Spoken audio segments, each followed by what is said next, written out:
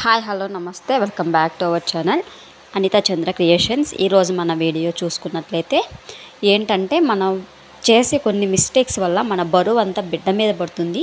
అలా పడకుండా ఉండాలి, బేబీకి ఎటువంటి హాని కలగకుండా ఉండాలి అంటే మనం ఎలాంటి జాగ్రత్తలు తీసుకోవాలి అన్నది మనం ఈ వీడియోలో తెలుసుకుందాం.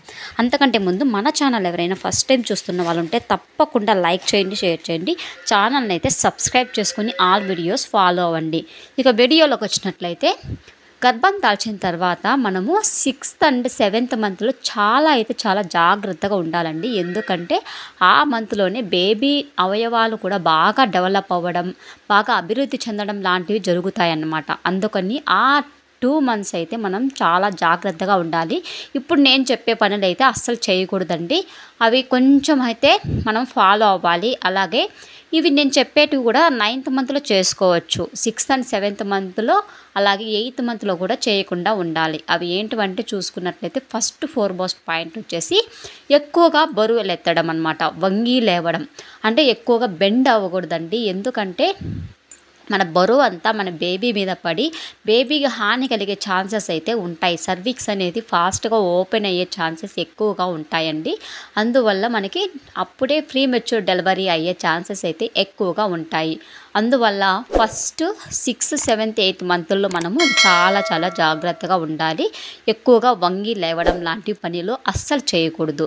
నెక్స్ట్ మనం చూసుకున్నట్లయితే స్టెప్స్ ఎక్కి దిగడం అనమాట. ఈ స్టెప్స్ ఎక్కి దిగడం అనేది చాలా స్లోగా వెళ్ళి రావచ్చండి. మరి ఫాస్ట్గా ఎక్కడం, అలాగే స్ట్రైట్గా దిగడం లాంటివి చేయకూడదు. ఎందుకంటే మనము ఇలా స్ట్రైట్గా ఉన్నప్పుడు స్టమక్ పైన మన బరువు అంతా వచ్చి పడడం వల్ల బేబీ అనేది కొంచెం ఇబ్బంది కలిగిస్తుంది. అలాగే సర్విక్స్ కూడా ఫాస్ట్గా ఓపెన్ అయ్యే ఛాన్సెస్ అయితే ఉంటుంది. అప్పుడు మనకి ఫ్రీ టైం డెలివరీ అయ్యే ఛాన్సెస్ అయితే ఎక్కువగా ఉంటాయి.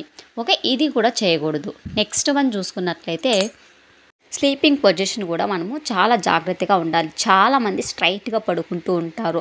అలా అస్సలు పడుకోకూడదండి. మనము ఆ లెఫ్ట్ సైడ్ తిరిగి పడుకోవడం చాలా మంచిది. ఎందుకంటే బ్లడ్ సర్క్యులేషన్ బాగా జరుగుతుంది. అలాగే బేబీకి కూడా ఎటువంటి ఇబ్బంది లేకుండా ఉంటుంది. ఎడం వైపు నాకు కదలికలు ఉన్నాయి, నేను కుడివైపు పడుకుంటా అంటూ ఉంటారండి. అలా ఏముండదు. బేబీ ఎటువైపు ఉన్నా బేబీ కడుపులో కంఫర్ట్గానే ఉంటుంది. మనము ఎడం వైపు తిరిగి పడుకోవడం వల్ల మన బేబీకి చాలా కంఫర్టబుల్గానే ఉంటుంది. మనకి ఫ్రీ టైం డెలివరీ ఛాన్సెస్ ఎక్కువగా ఉంటాయండి ఈ మంత్స్లో. అందువల్ల మనము చాలా జాగ్రత్తగా అయితే ఉండాలి. లెఫ్ట్ సైడ్ తిరిగి పడుకోవడం అనేది చాలా ఇంపార్టెంట్.